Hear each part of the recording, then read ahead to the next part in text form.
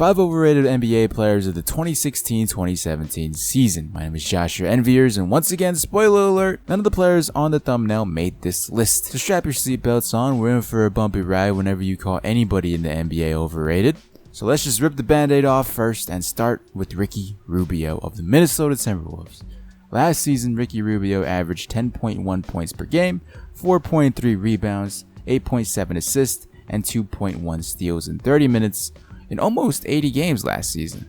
Now, Ricky Rubio hasn't had the most exciting career. I mean, he was drafted above guys like Steph Curry, like DeMar DeRozan, like Drew Holiday and Ty Lawson and Jeff Teague, who personally, in my opinion, have had better careers thus far than Ricky Rubio. For the comments Ricky Rubio has been making about, oh, this team needs to make the playoffs now or else I'm gone, I don't feel like it's right for him to say such things towards the Minnesota Timberwolves, because the Minnesota Timberwolves haven't been good in ages. Since like 2004 is the last time they made the playoffs. Luckily, the Timberwolves have insurance now. They have young guys such as Zach LaVine, who's could be a combo guard, and Chris Dunn as well, just in case Ricky Rubio decides he wants to leave, or if the Timberwolves trade him, because once again, Ricky Rubio is hurt early in the season, and hopefully he's not out for too long, but as of right now, he's hurt. So it's giving the young guys some minutes, young guys some opportunities. The one thing I can say positive about Ricky Rubio, besides him always getting hurt and besides him not being able to shoot a three ball, is that over the years he's been in the NBA, his numbers have been consistent. They haven't gone up, they haven't gone down, they've just been there. You know, this is essentially his career highs right here, his stats from last season. And he's still relatively young, so it's very surprising to me that he hasn't stepped up his game even more. I don't feel like he's the point guard of the future for this Minnesota Timberwolves team. And maybe once he's off this team and in a better situation, maybe then I'll feel like Ricky Rubio is no longer an overrated player in the league. But moving on to other overrated point guards in the league this season, Rajon Rondo of the Chicago Bulls. Now, some of you guys may agree or disagree with me on this, but Rajon Rondo is a stat junkie. He deliberately goes out of his way to get the rebounds and assists, especially like dragging out the ball, waiting for the shot clock to end, passing it to his teammates, so he's forced to shoot it to get that assist. Don't get me wrong, Rajon Rondo is a great fantasy basketball player, unless you're looking at the turnovers per game that he does, but he fills up the categories, and last year he averaged 11.9 points, 6 rebounds, 11.7 assists, 2 steals, and almost 4 turnovers per game. The turnovers are a really big key factor with Rajon Rondo's play. It's sad to see that his best years with the Boston Celtics are most likely behind him. I don't see him ever having the years that he had with the Boston Celtics on any other team. I mean, he's not getting any younger. He had a great season last year with the Sacramento Kings, averaging almost career high assists, but that's with the Kings. That's with a bad team in the NBA. That's with a messed up organization that's still trying to find what they're going to do next. Going to a bad team and proving you're a good, solid player to get that contract with the Chicago Bulls, that doesn't really mean much. That just proves even more that Rajon Rondo is a stat junkie. He's trying to fill up his stat sheet. He's trying to get that check, and there's nothing wrong with that, but that's why I will continue to call Rajon Rondo an overrated point guard in this league. He gave up on the Dallas Mavericks in the playoffs. He stopped playing defense. He just quit. He quit on his team that he was traded to. Maybe he didn't want to be there, but you can't just mid-game quit on your team. The amount of disrespect that man had to do that with the Dallas Mavericks was at an all-time high right there. Hopefully he could turn around his career with the Chicago Bulls. I don't hope any bad for any of these players on this list. I just want them to prove me wrong and show that they're not the player that I think they are. On to the next, and that next player is Joakim Noah of the New York Knicks.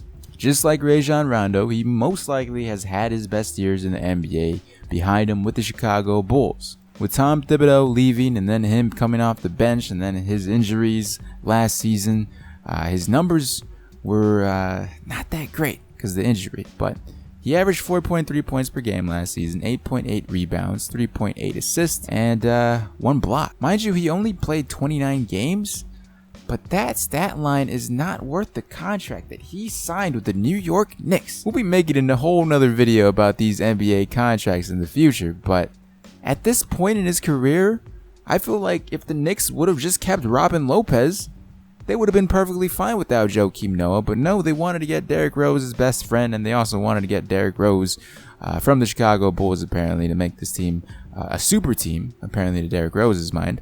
But the numbers just speak to the contract, and I personally feel like ever since Tom Thibodeau left, the past 2 seasons, Joakim Noah has been extremely overrated. Mind you, he's carried this team without Derrick Rose for countless of years. When Derrick Rose tore his ACL, tore his meniscus, etc., etc., Derrick Rose and all the injuries, Joakim Noah was the heart and soul of this remaining Chicago Bulls team. But I guess giving all that heart and soul to the team without Derrick Rose, 3 years later down the road, you're kind of washed up. And I really do hope that Joakim Noah is able to produce with the New York Knicks and, turn around his career and prove me wrong. But as of right now, he's not worth the contract, and he's definitely not an upgrade from Robin Lopez. And that's sad to say. Next up on the list, Chandler Parsons.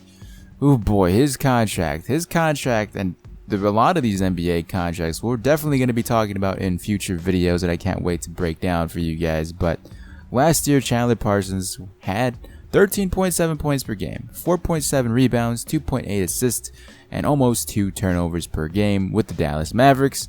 And similar to Rondo, although he didn't quit mid-game, it seemed like he quit on the Mavs, even though if it wasn't his fault for being injured. But he got his money with the Memphis Grizzlies. Both Mavericks and Memphis Grizzlies are relatively older. They have an old core together. They don't have a lot of young guys, and Chandler Parsons is the young guy in the starting rotation with this Memphis Grizzlies team, and he was the young guy with the Dallas Mavericks. So it's kind of crazy the situation that he's been in so far.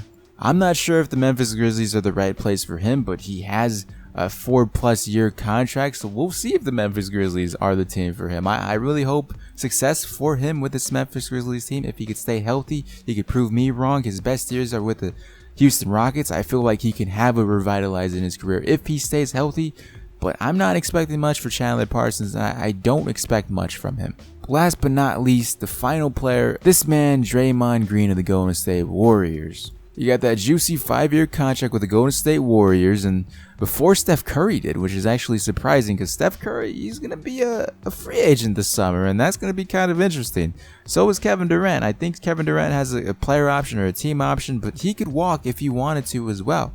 I don't know how the Golden State Warriors are going to re-sign Curry and Kevin Durant in the future, but Draymond Green, in my opinion, is the most expendable now on this team if Kevin Durant does decide to stay long-term with this Golden State Warriors team. Last season, Draymond Green averaged 14 points per game, 9.5 rebounds, 7.4 assists, 1.5 steals, and 1.4 blocks. Just like Rajon Rondo, this man kind of fills the stat sheet in fantasy basketball. Personally, I feel without Draymond Green on this team, I feel like the Golden State Warriors will do just fine. Don't get me wrong, Draymond Green is a great ball handler, and he's like 6'7", 6'8", playing the power forward position. I see him good in every category in the league, but he's not great at any said category. He's good. He's good at a lot of things. He's just not great. But people over-exaggerate how good of a three-point shooter this man is. This man is a very average three-point shooter. He's average for the small forward, power forward position, I guess. He's a Harrison Barnes three-point shooter. He's obviously going to be open. Might as well pass him the ball if he's open. He's not going to pass up a shot like Andre Roberson would. But luckily, you don't need Draymond Green to make threes. And it's going to be interesting to see how the Golden State Warriors move forward with the years to come with free agency. And I personally feel at this point, out of the 4 core guys, Draymond Green is the most expendable. It's going to be interesting to see if the Warriors think Klay Thompson is. So with that said, these are my top 5 overrated players of this season. Let me know in the comment section below, and let's have a civilized discussion about your top 5 overrated players in this year's NBA season. Talk to you guys in the next video.